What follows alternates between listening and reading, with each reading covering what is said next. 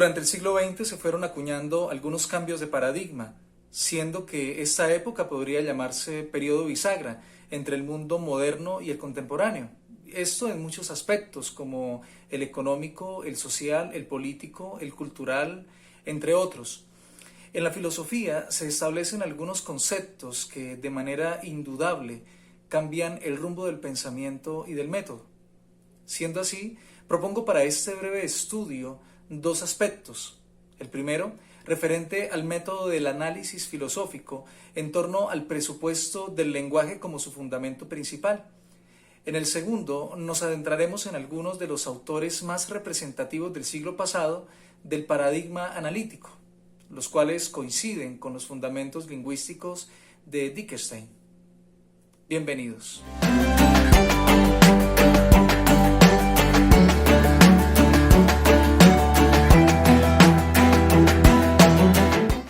El análisis está insertado en el ADN de la filosofía. Siendo así, el pensar y el hacer son consecuencia de una actitud analítica y reflexiva. Es así que la filosofía analítica capta la tarea sustancial de toda la filosofía. Sin embargo, como se comprende desde sus orígenes, la filosofía analítica se interesó por mostrar un planteamiento lógico y de lenguaje a la búsqueda del conocimiento. Por ello, su juicio a los discursos metafísicos sirvieron, entre otras, como base para sus planteamientos y fundamentos científicos. Entonces, las proposiciones hechas hasta entonces, por esta perspectiva metafísica, son considerados como pseudoproblemas y pseudoconocimientos, conduciendo de esta manera a la filosofía a un error. Ahora bien, si se considera la filosofía analítica en una perspectiva determinante para el papel de la filosofía, es pertinente mencionar que su método es el análisis conceptual, es decir, el análisis del lenguaje. Entre otros aspectos, este método analítico ayuda a comprender no solo los discursos del pasado, sino que además da apertura a las nuevas comprensiones de la realidad, tanto en el pensamiento como en la acción. Hay un aspecto valioso que vale la pena distinguir. La filosofía analítica se enfoca en los estudios del argumento a partir de comprensiones lógicas, mientras que la filosofía continental basa sus estudios en lo narrativo, por tanto, menos analítico y lógico. Con todo ello, cabe destacar que la filosofía analítica y su método conceptual o de lenguaje no induce a la doctrina, sino a la acción y al quehacer, siendo ello un nuevo paradigma planteado para esta época.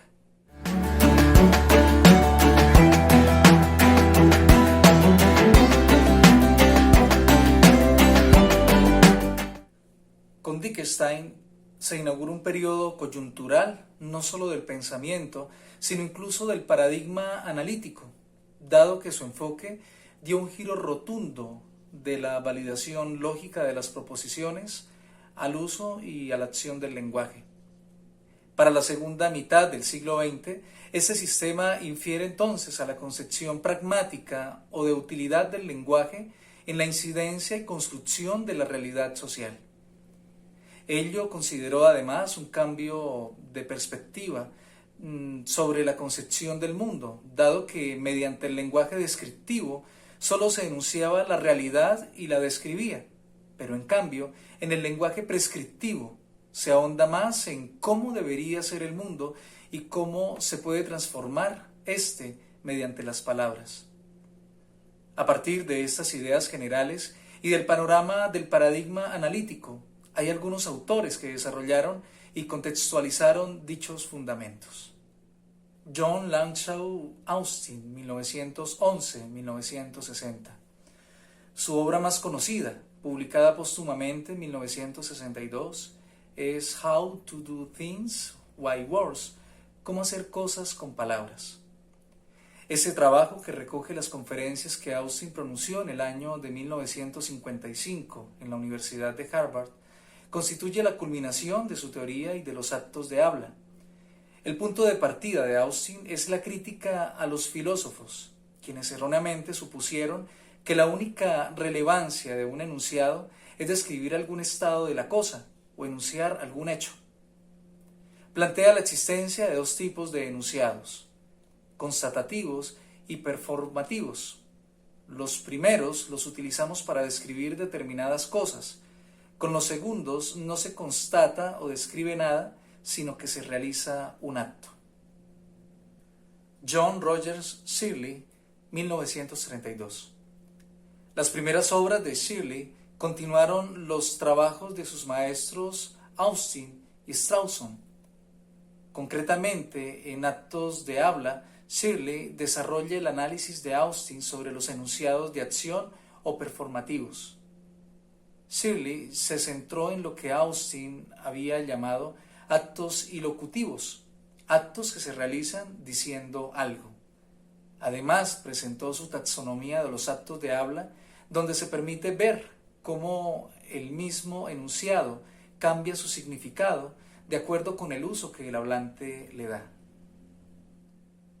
Gilbert Ryle, 1900-1976.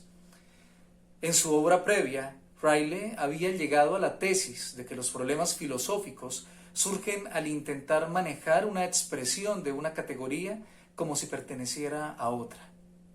Desde ese punto de vista, la fuente del problema es un error de categoría, y el trabajo de la filosofía consiste en exhibir y corregir los errores de asignación categorial, siendo distintivo de tal error de asignación el hecho de que resulta en un cierto tipo de sinsentido.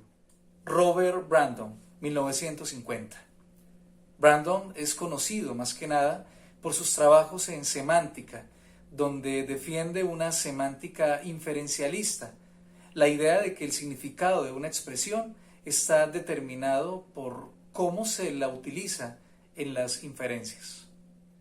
Willard Van Orman Quine, 1908-2000. Quine es conocido por su afirmación de que el modo en que el individuo usa el lenguaje determina qué clase de cosas está comprometido a decir que existen. Además, la justificación de adoptar un sistema conceptual y no otro es para Quine una manifestación absolutamente pragmática.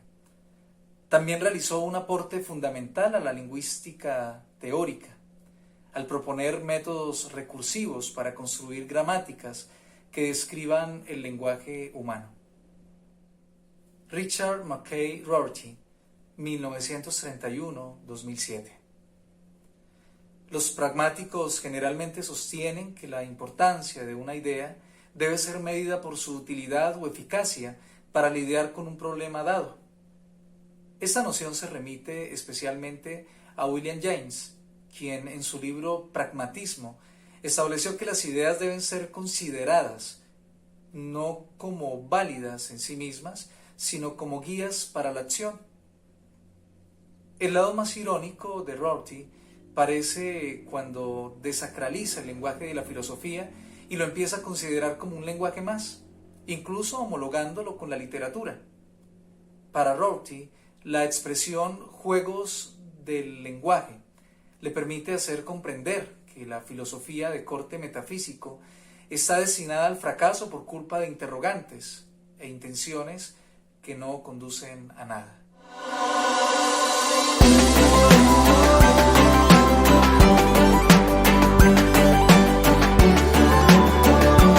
Entonces, la nueva perspectiva de la filosofía analítica es constructiva y transformadora. Es decir, que ya no se limita únicamente a analizar, sino también y sobre todo a solucionar problemas y situaciones de la realidad. Por esto, la pragmática desarrollada para esta etapa se aleja de la filosofía continental o narrativa, porque se adentra ya en el uso del lenguaje, de sus juegos, de sus prácticas y acciones.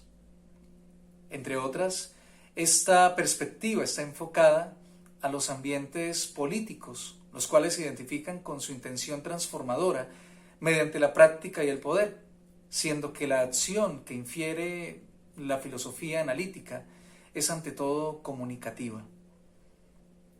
Como estricto resumen, si se considera la intención actual para la filosofía analítica y que ésta se definiera mediante un término, entonces se diría sobre ella que es, en efecto, una filosofía de la acción.